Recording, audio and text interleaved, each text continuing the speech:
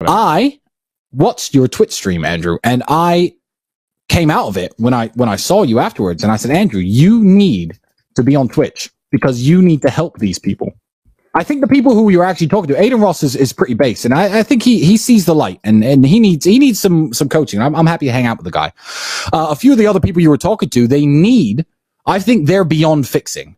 But the fact that they command audiences of hundreds of thousands of young men who idolize them and wish to be like them, I feel like you need to be on Twitch, because I feel like this audience of lost young men who are going to grow up with bad, poisonous ideas need a voice like yours, maybe a voice like mine, that older brother kind of voice, to talk to them and to tell them about how the world really works. So I don't remember the guy's name. Apparently he's super famous, but I watched this podcast, and am I right? This guy was saying, in hypothetical scenarios, you and your girl are upstairs in your house, someone breaks in, who goes downstairs to confront the burglars? He started coming up with hypotheticals that his girl was a super soldier and might be a better shot than him, and they negotiate who goes downstairs to confront the people who broke into the house. And like, Andrew, was that guy an actor?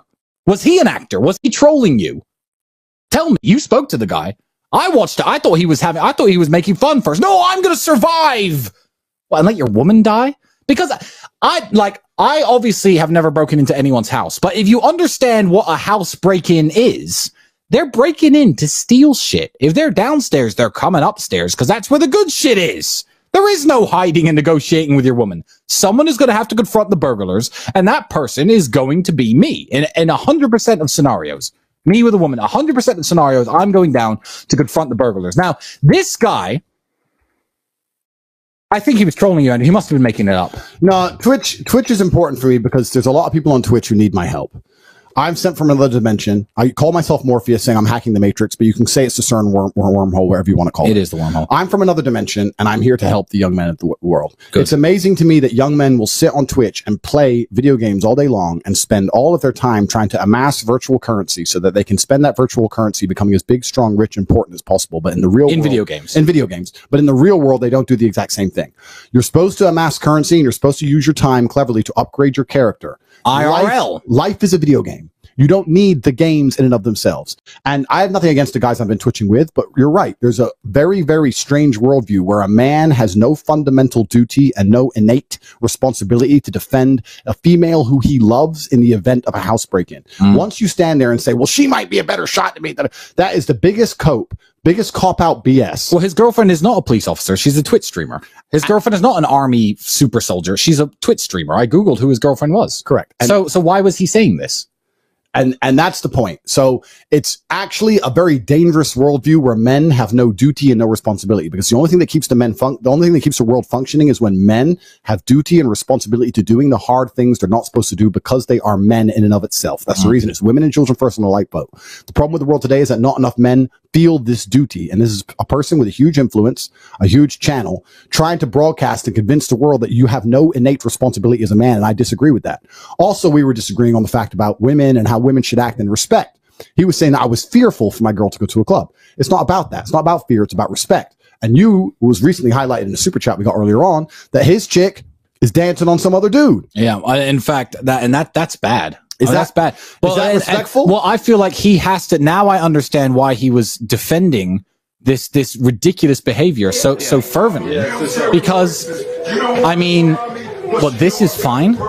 I mean, we don't know the context. We don't know if they're together. Andrew, I am your best friend. If your girl tried to dance with me like that, I'd push her the fuck over. Yeah, no, we would never be with the girls. Obviously. But my point is, like, maybe they weren't together. Maybe this is an old video. Like, let's be fair. I don't know.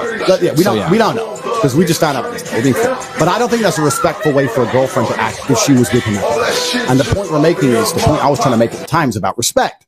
It's not just about, he tried to say it was about fear. It was nothing to do with fear. It's about respect, setting boundaries as a man, and being respected. I come along and I try and teach men to level themselves up, be confident, be strong, understand the true reality of the world, make sure that you have imperatives which suit your narrative, make sure you have parameters which prevent you from being disrespected and ending up being sad and lonely like most men do.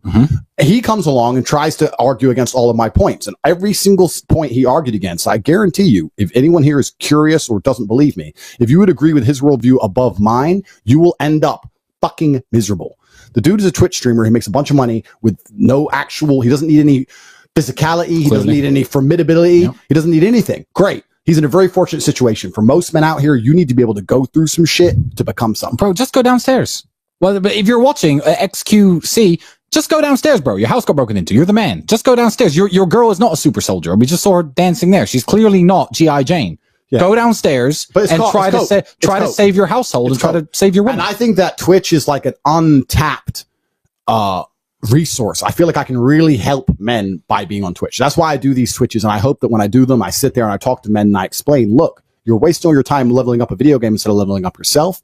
Look, these people you idolize on Twitch may be very good at video games, but their worldview is not going to translate well into the real world. They're very, very fortunate. They've effectively won the lottery. And if you're going to go through life thinking, I don't need to be strong and I don't need to protect a woman and she can go downstairs and you're going to live a good life without Twitch fame and Twitch money, you are fucked. As a man, you need to become hard to kill, and you need to become the kind of person who can deal with trauma, setbacks. You need to be the kind of person who is competent in all realms. You're not going to do that following the advice that these men give. That's why I appear from another fucking dimension to save all of you. Top G, like a superhero. And when I was doing the Twitch streams, I was amazed. I was really amazed at the worldviews these men have. And if they weren't Twitch streamers, they would perpetually fail because you cannot be a successful man with their worldview. No, you can't.